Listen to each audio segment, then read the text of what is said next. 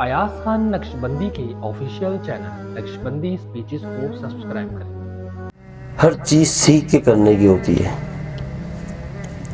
اس میں جو سب سے بڑی تبدیلی آئے گی، اس کی سب سے جو پہلی جگہ ہے وہ ہے سیکھنا، اور سیکھا ان سے جاتا ہے جو سیکھ چکے ہیں، استاد ہو، شیخ ہو، مرشد ہو، جو آپ کو گائیڈ لائن دے گا، آپ کو سمجھائے گا کہ راستہ کیا ہے، کیسے چلنا ہے۔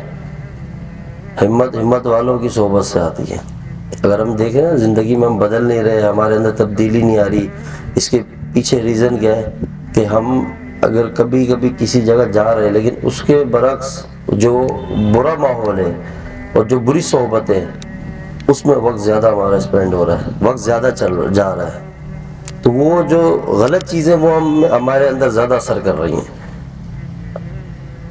اگر کچھ تھوڑی بہت نیکی عبادت کی، اعمال کیے، کہیں ایسی ماحول اور صحبت میں جگہ نیکی ضائع کر دی، مطلب سیف سائڈ ہے ہی نہیں۔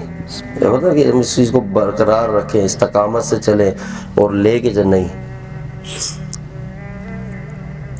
اسی لیے سب سے اہم چیز ہے وہ صحبت ہے، اور صحبت ہی اللہ کا پہچان کراتی ہے۔ جب آپ دنیا میں جائیں کسی بھی ماحول میں، جہاں پہ کوئی خاص کام ہو رہا ہے، کوئی خاص فیلڈ ہے، لائن ہے، وہاں آپ جائیں، آپ کو اس چیز کا تجربہ ہونا شروع ہوگا، آٹومیٹک بات ہے۔ آپ خود مطلب آپ جب بیٹھیں گے، کسی مکینک کے ساتھ آپ بیٹھ جائیں، بے شک کام نہ بھی کریں، اس کے ساتھ گیدرنگ بنا رہے 2-3 گھنٹے روز دیں اسے، تو کچھ نہ کچھ آپ کو آ ہی جائے گا۔ ایسے ہی ہے، کسی بھی ہنر والے کے پاس آپ خود بیٹھنا شروع کریں تو عام جو لوگ ہیں ان سے تھوڑا آپ کو کام آ جائے گا۔ سیکھنے کے علاوہ بات کرو، صرف بیٹھنے سے سمجھ آنا شروع ہو جائے گا کہ بھئی یہ چیز ایسے ہوتی ہے، یہ چیز ایسے ہوتی ہے۔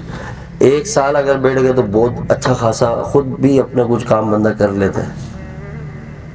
یہ انسان کی نیچر ہے، اس کی ایک فطرت ہے، جیسے اس کو جو انوائرمنٹ میسر ہو وہ اس کے اندر ڈھلتا چلا جاتا ہے اور وہی چیزیں اس کو سمجھ آتی ہیں۔ تو اسی لیے اگر ہم اللہ کا تعلق چاہتے ہیں، اور اللہ کا تعلق جو اس دنیا کا مقصود ہے، جو یہ زندگی ہمارے پاس ایک ہی چانس ہے، اس کے بعد کسی کا نہیں پتہ کون کب کس وقت اس جہاں سے ٹرانسفر ہو جائے، چلا جائے،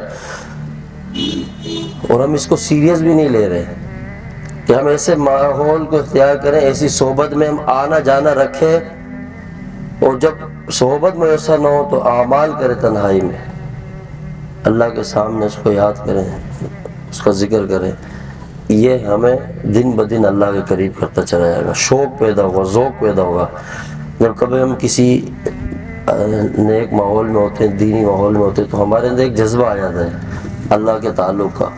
ہم کہتے ہیں یار آج سے بس توبہ کریں گے، آج کے بعد گناہ نہیں کریں گے، آج کے بعد اپنے آپ کو بدلیں گے، ہم بھی اعمال کریں گے۔ یہ جذبہ جو ہمارے اندر پیدا ہوتا ہے، یہ ایک چھوٹا سا ڈیمو ہے جو ہمیں اللہ تعالیٰ دکھاتا ہے کہ دیکھو تھوڑا سا ماحول میں آئے، یہ اثر آ گیا۔